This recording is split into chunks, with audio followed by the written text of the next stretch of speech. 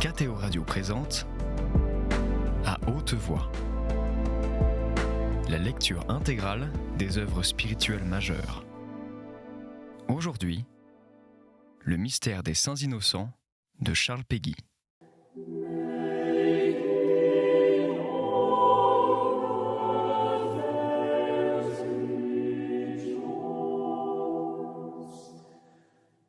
Si je suis pris, je suis perdu.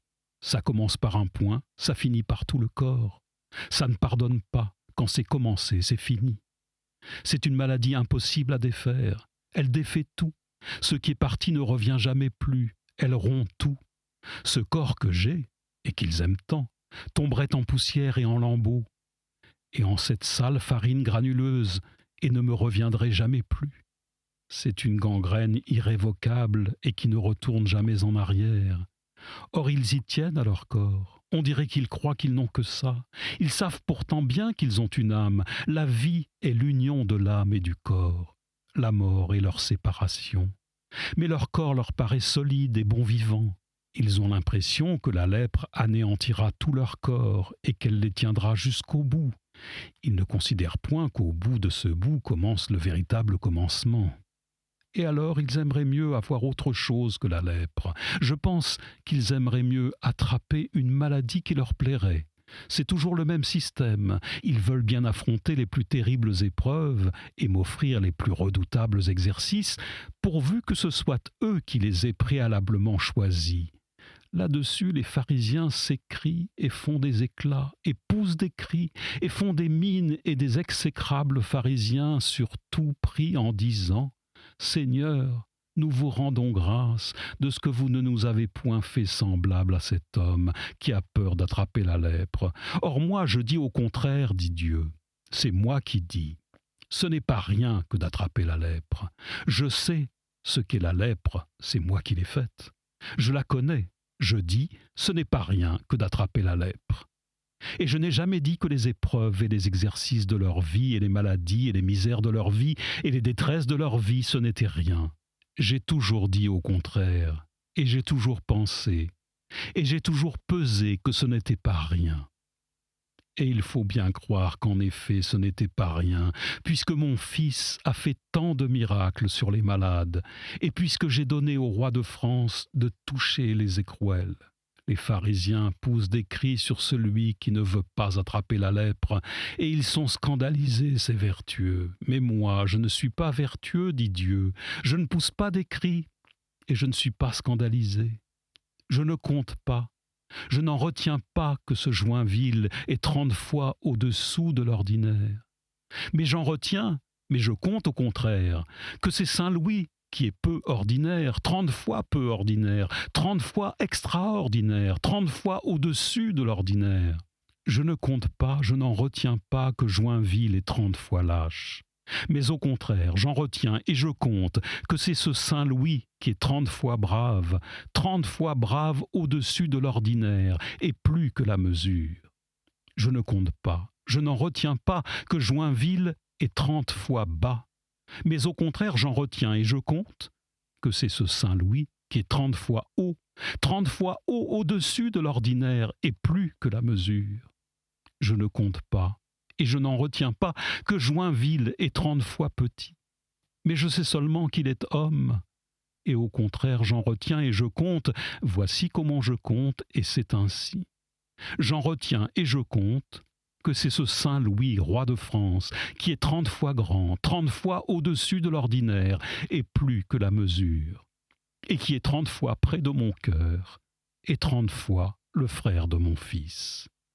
Les pharisiens crient le haro sur celui qui ne veut pas attraper la lèpre, mais le saint ne crie pas le haro et il n'est pas scandalisé. Il connaît trop la nature de l'homme et l'infirmité de l'homme, et il est seulement profondément peiné. Les pharisiens crient le haro sur cet homme qui ne veut pas attraper la lèpre. Voyez au contraire comme le saint lui parle doucement, fermement, mais doucement. Et cette fermeté est d'autant plus sûre et me donne d'autant plus de certitude et plus d'assurance et plus de garantie qu'elle est plus douce. Les cœurs des pécheurs ne se prennent point par effraction. Ils ne sont pas assez purs. le seul royaume du ciel, se prend par effraction. Les pharisiens courent sus à l'homme qui ne veut pas attraper la lèpre. Voyez comme au contraire le saint le reprend doucement. Le saint est envahi d'une peine affreuse à cette parole du pécheur, mais il absorbe, il dévore sa peine et la souffre lui-même, pour lui-même, en lui-même. Et voyez comme il reprend doucement le pécheur. Or moi, dit Dieu, je suis du côté des saints et nullement du côté des pharisiens. Aussi j'absorbe, et je dévore ma peine, et je la souffre moi-même, en moi-même, pour moi-même. Et voyez comme je parle doucement au pécheur, et comme je reprends doucement le pécheur. Et quand les frères s'en furent partis, il attend que les deux frères qu'il avait appelés, qu'il avait fait venir, s'en soient partis. Il attend qu'il soit seul. Il ne veut pas faire un semblant d'affront à un baron français. Il m'appela tout seul et me fit soir à ses pieds et me dit « Comment me dites-vous hier ce ?»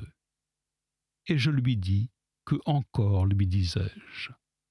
Et je, qui oncle, lui mentis. Et je lui dis encore lui disais-je.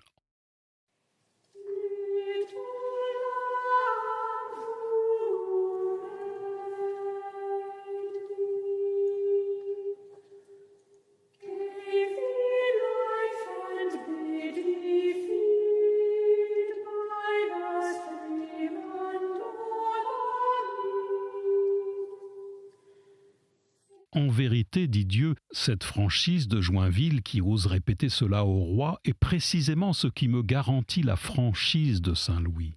Cette franchise de péché de Joinville et de cette certaine impiété est justement ce qui me couvre, ce qui me garantit, ce qui pour ainsi dire me contrebalance la franchise de sainteté de Saint-Louis et ce qui me la vérifie. Entendez-moi, dit Dieu, c'est la liberté de Joinville qui me couvre, qui me garantit la liberté de Saint-Louis. C'est la gratuité de Joinville qui me couvre, qui me garantit la gratuité, la grâce de Saint-Louis. Entendez-moi, c'est le péché de Joinville, ce bon chrétien, qui me couvre, qui me garantit la sainteté même de Saint-Louis. Je, qui oncle, ne lui mentis. C'est parce que Joinville ne mentit jamais à Saint-Louis, même au risque de lui déplaire, même au risque de le contrarier et de lui faire une grande peine, que je suis sûr aussi et que je suis garanti que Saint-Louis ne me ment jamais, que son amour, que sa sainteté ne me ment pas, que ce n'est point un amour, une sainteté de convention, de complaisance, imaginaire, mais que c'est un amour, une sainteté réelle, franche, terrienne, terreuse, une sainteté de race et de belle race, libre, gratuite. Et il me dit, vous dites comme vif étourdi. Rien de plus, comme vif étourdi, comme vif et tourneau. Car vous devez savoir que nulle si laide lèpre n'est comme d'être en péché mortel, pour ce que l'âme qui est en péché mortel est semblable au diable, par quoi nulle si laide lèpre ne peut être. Eh bien c'est vrai que quand l'homme meurt, il est guéri de la lèpre du corps. Mais quand l'homme qui a fait le péché mortel meurt, il ne sait pas, ni n'est certain, qu'il ait eu en sa vie telle repentance que Dieu lui est pardonné. Par quoi grand-peur doit avoir que cette lèpre lui dure tant comme Dieu sera en paradis. Si vous prie, fit-il, tant comme je puis, que vous mettiez voir cœur à ceux, pour l'amour de Dieu et de moi, que vous aimassiez mieux que tous mes chefs à 20 au corps, de lèpre et de toute maladie, que ce que le péché mortel vint à l'âme de vous. Quelle douceur, mon enfant, quelle fermeté dans la douceur, quelle douceur dans la fermeté.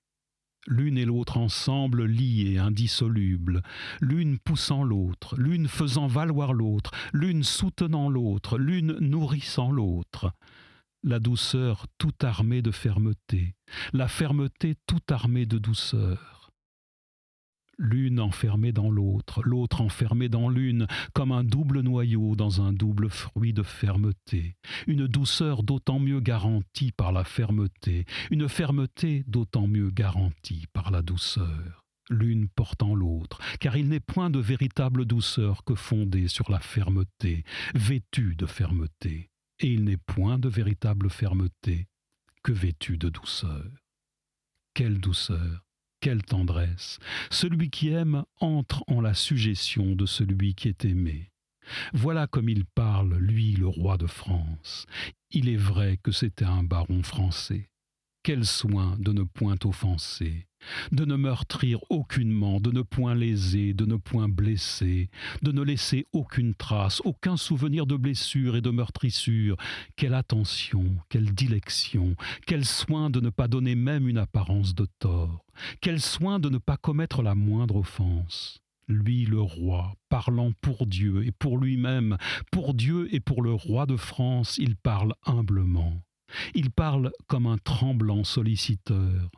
C'est qu'il tremble en effet, et c'est qu'il sollicite. Il tremble que son fidèle Joinville ne fasse pas son salut.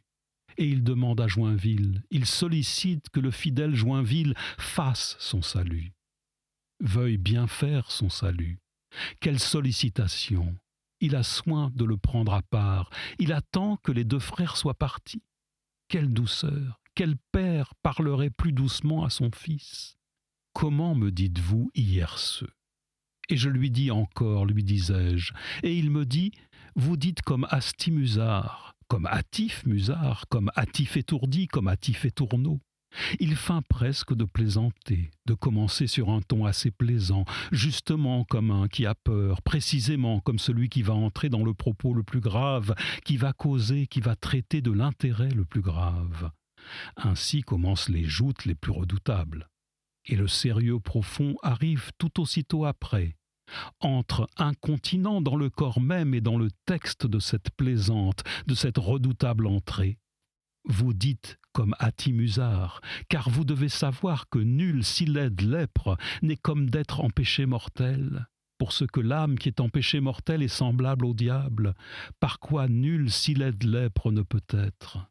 Et les paroles qui suivent ne sont point indignes, mon enfant, des plus belles paroles des évangiles, des plus grandes paroles de Jésus dans les évangiles, car en imitation de Jésus, il a été donné à des saints de prononcer des paroles non indignes de Jésus, des paroles de Jésus. Comme en imitation et en l'honneur de Jésus, il a été donné à des martyrs de subir une mort non indigne de la mort de Jésus. Ainsi ces paroles qui viennent ne sont point indignes de la prédication de Jésus même. Eh bien est vrai que quand l'homme meurt, il est guéri de la lèpre du corps. Comme c'est la même voix que dans les évangiles, mon enfant, la même profondeur, la même résonance de la même voix dans la même profondeur, c'est qu'aussi c'est la même sainteté, Jésus et les autres saints, la même commune éternelle sainteté, la même communion des saints. Mais quand l'homme qui a fait le péché mortel meurt, il ne sait pas ni n'est certain qu'il ait eu en sa vie telle repentance que Dieu lui ait pardonné. Par quoi grand-peur doit avoir que cette lèpre lui dure tant comme Dieu sera en paradis. Mais les paroles qui viennent, mon enfant, ne sont pas indignes du cœur des évangiles, des trois paraboles de l'espérance. Elles sont le reflet, elles sont le report, elles sont le rappel, dans la même résonance et dans la même ligne, des trois paraboles de l'espérance.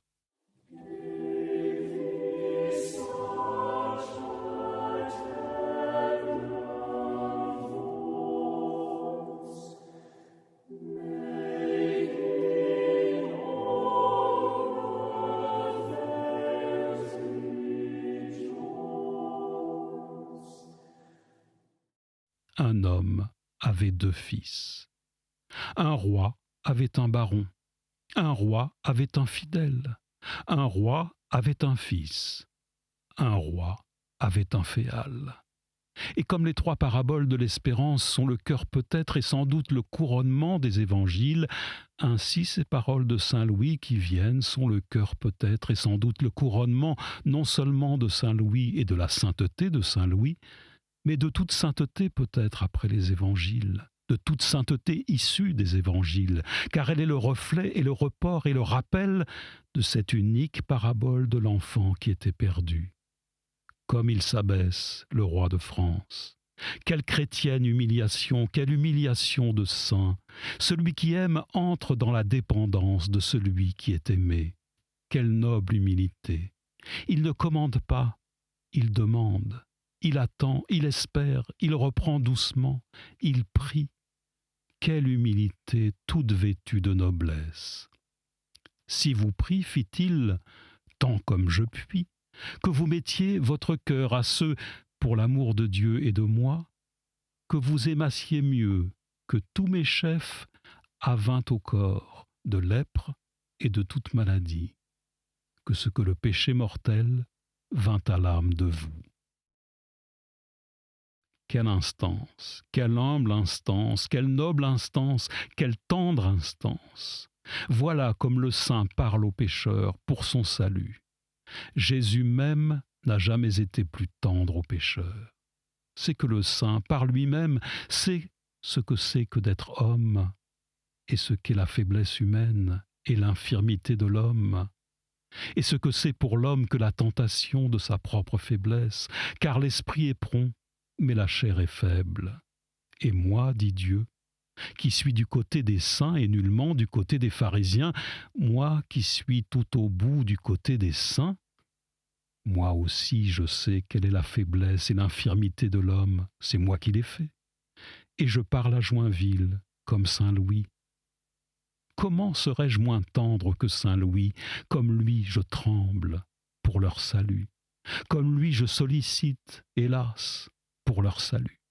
Les pharisiens veulent que les autres soient parfaits, et ils exigent, et ils réclament, et ils ne parlent que de cela. Mais moi, je ne suis pas si exigeant, parce que je sais ce que c'est que la perfection. Je ne leur en demande pas tant, parce que je suis parfait, et qu'il n'y a que moi qui est parfait. Je suis le tout parfait. Aussi, je suis moins difficile, moins exigeant. Je suis le saint des saints. Je sais ce que c'est. Je sais ce qu'il en coûte. Je sais ce que ça coûte. Je sais ce que ça vaut. Les pharisiens veulent toujours de la perfection pour les autres, chez les autres. Mais le saint qui veut de la perfection pour lui-même, en lui-même, et qui cherche et qui peine dans le labeur et dans les larmes, et qui obtient quelquefois quelque perfection, le saint est moins difficile que les autres. Il est moins exigeant pour les autres. Il sait ce que c'est. Il est exigeant pour soi, difficile pour soi. C'est plus difficile. Les pharisiens trouvent toujours les autres indignes, et tout le monde indigne. Mais moi, qui ne vaut peut-être pas ces hommes de bien, dit Dieu, je suis moins difficile, je trouve que ce Joinville est homme, et que c'est Saint Louis qui a 30 fois vaincu, 30 fois surmonté, 30 fois remonté, 30 fois surpassé la nature de l'homme. Je trouve que ce Joinville est commun, que c'est un bon chrétien, un bon pécheur de l'espèce commune, et que c'est ce Saint Louis, au contraire, qui est 30 fois hors du commun, 30 fois saint, 30 fois hors de l'espèce ordinaire. Je trouve que ce Joinville n'est pas indigne, et même qu'il est digne. Et que c'est ce Saint Louis qui est 30 fois digne d'être mon fils dans mon cœur et d'appuyer son épaule contre mon épaule. D'ailleurs, ce qu'il avait eu en Égypte, dit Dieu, et ce qu'il attrapa en Tunisie, ce grand épuisement de tout son corps et cet incoercible flux de ventre dont il mourut, ne valait pas mieux que cette lèpre qu'il consentait d'avoir. Il n'y a point de maladie de bonne, dit Dieu. Je le sais, c'est moi qui les ai faites. C'est pour cela qu'il se fait tant de saluts, et des plus beaux dans la maladie, et des plus grands. Et que tant de saints sortent de la maladie naturellement, comme du ventre de leur mère, et que tant de saintetés sortent naturellement de la maladie, les plus éclatantes, les plus tendres, les plus chères, les plus fleurissantes de toutes, et qu'il y a manière de tourner la maladie et la mort par la maladie en martyr même. Pour moi, dit Dieu, quand je considère cette maladie qui est réellement la lèpre, cette inexpiable maladie farineuse aux croûtes blanches, qui les défait morceau par morceau, qui défait leur corps charnel, qu'un homme qui en a vu réellement, qui a vu de la lèpre et des vrais lépreux, disent tranquillement qu'il aimerait mieux attraper la lèpre que de tomber en péché mortel, c'est-à-dire disent réellement qu'il aimerait mieux attraper cette maladie-là que de me déplaire. J'en suis saisi moi-même, dit Dieu, et je tremble d'admiration devant tant d'amour, et je suis honteux d'être tant aimé. Mon fils, qui les aimait tant, comme il avait raison de les aimer. Qu'un homme, que ce roi qui n'a que ce corps après tout, enfin ce corps sur terre et qui n'en aura jamais d'autre sur terre, et quand il en est dépouillé, de quel dépouillement, c'est une fois pour toutes, dise tranquillement qu'il aimerait mieux attraper la lèpre que de tomber en péché mortel, c'est-à-dire dise tranquillement qu'il aimerait mieux attraper cette maladie-là que de me déplaire. Moi-même je n'en reviens pas, dit Dieu, qu'il y ait un homme comme ce Saint Louis, et tant d'autres saints et tant d'autres martyrs, et je suis confondu d'être tant aimé. Et il faut que ma grâce soit tellement grande, et éternellement je serai en reste avec eux, car dans mon paradis même, ils m'aimeront éternellement autant. Je demeure tremblant, dit Dieu, je demeure confondu de cette preuve d'amour, de tant de preuves d'amour, et il n'y a que mon Fils qui n'est point en reste avec eux, car pour eux, comme eux, il a souffert, un martyrdom, et il est mort pour eux, comme ils sont morts pour lui.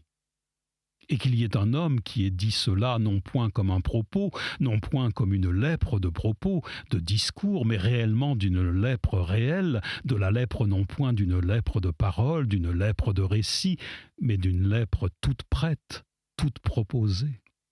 Et qu'il n'ait pas dit cela, cette sorte d'énormité, avec un grand geste, avec éclat, mais qu'il ait dit cela simplement, comme allant de soi, comme une chose ordinaire, dans le texte même de son propos, dans le tissu ordinaire de sa vie, cela, c'est la fleur, dit Dieu, cette aisance.